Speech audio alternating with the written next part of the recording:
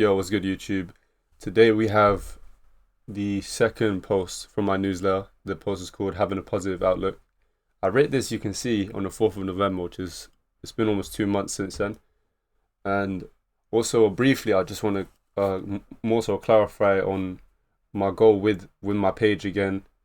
Basically, I just kind of just want to have this page as a sort of a place to share your knowledge and share your insights and, learn about different perspectives and, gain new knowledge and appreciate people's understanding on certain topics. Because yeah, some people have a lot of experience in certain areas, whether it's personal development or health, wealth, or whatever else it is.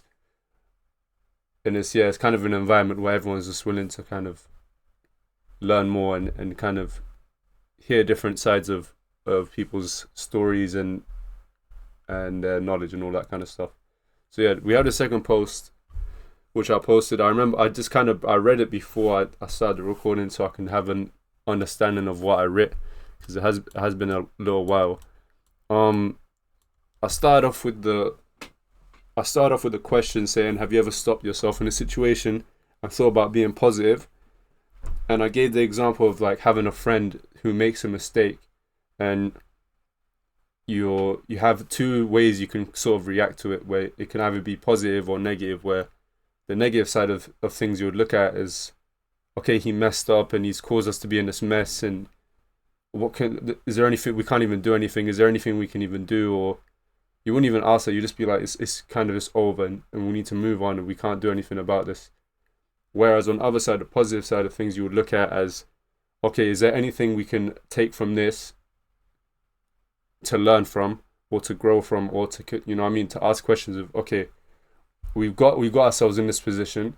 How can we improve? Is there anything we can do? Is there any person we can ask? What, the main difference I see with someone with a positive mindset versus the negative, it's kind of like, I mentioned this in another post, I think in a future post down the line, I forgot which one, but I was watching Robert Kiyosaki's one of his interviews, and he's the author of Rich Dad Poor Dad, and I remember reading his book as well, and he mentions that the rich mind and the poor mind and the main differences. And one of the things that stuck with me most when I read his book and I kind of learned more about his perspective is that the rich-minded person, when he comes across situations, he asks questions. He opens the door for new possibilities and new opportunities. So he asks questions, so that opens the door to so many answers and so many potential solutions. Whereas the poor-minded person, he enters situations and he ends things with a statement. And that closes the door for any sort of change or any solution or any possibilities that you can come out of. And an example would be, for example, with money. For example, you'd come across a situation where let's say you walk into a shop and you find an item like let's say like a toy, for example, and the rich-minded person will look at that and be like, okay, how can I afford this? Let's say you don't have the money and you don't have that much money, and you'd question it. The rich-minded person will question it, saying, how can I afford this? However, the poor-minded person would see that same toy, and he would say that I cannot afford this, ending it with the statement. When you ask the question, how can I afford this, it opens up to many different answers and potential solutions and conversations you can have with different people. But when you end it with a statement, it closes that door, and it makes you want to move on and just give up on that whole thing. And it's not really about you affording it or not, because obviously you can't.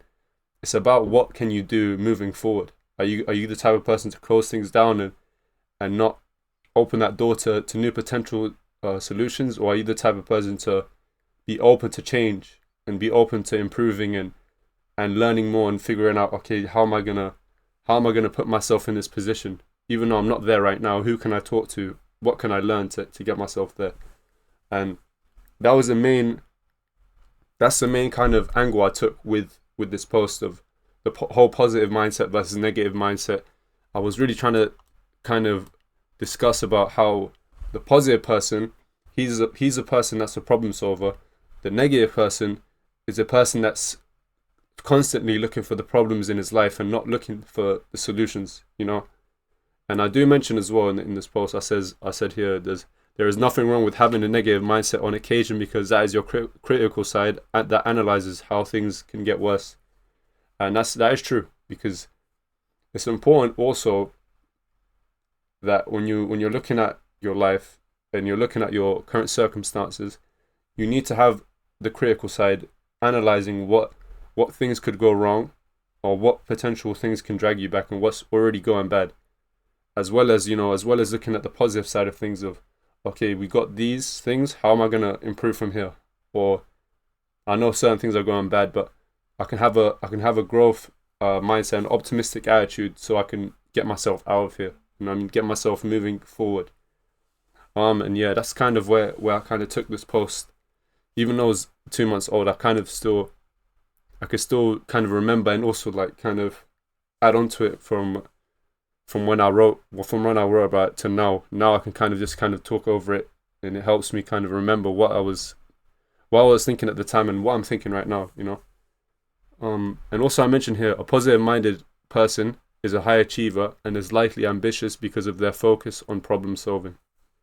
Yeah, it's very true, because people that look to solve solutions, they tend to achieve a lot more because their focus is on solving problems. So regardless of however many times they fail or how many times they try, their main focus is solving problems. So that's where kind of their life leads. And yeah, and I said, yeah, this attitude is great long term, because you find that you are able to tackle the problems that come into your life because you are continuously looking for solutions, or because you continuously look for solutions. Yeah, because if you can consistently have a thought pattern, over time you start to be able to kind of use that thought pattern. It becomes natural to you. So when you encounter problems, you're naturally looking for solutions, and you don't have to kind of all the time be conscious about it and consistently tell yourself. It becomes a part of your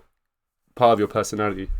And yeah, all right, so the conclusion I talk here about, okay, the purpose of being optimistic is to promote happiness in a stress-free mood, which has great benefits on your mental health and well-being. And that's an important aspect of being positive and optimistic, because if you're negative your whole life, it has negative effects on your mental health.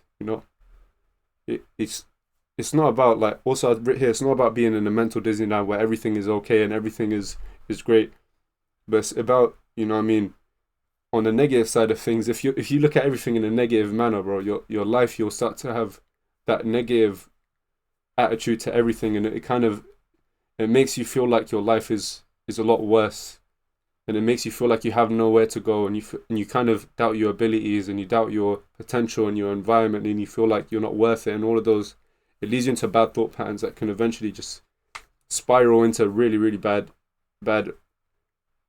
places, like, whether it's depression, anxiety, fear, self-doubt, all of those kind of bad things. It can get worse and worse over time if you let it keep digging at you. So yeah, here I wrote, I am telling you that a positive outlook means that you look at the solutions to problems. It means that you are ambitious and want to achieve your goals regardless of the problems that you come across. Yeah, that is very important, because I already mentioned about problem solving, so I'm not going to go back into that again. But yeah, it is a little bit of a short. I was going to say it is a little bit of a short roundup, but I think it's a good place to leave it at 9 minutes. I hope you guys have enjoyed this kind of roundup on my post. If you guys have any thoughts or anything like that, let me know in the comments. I'll check them out. And yeah, thank you for watching.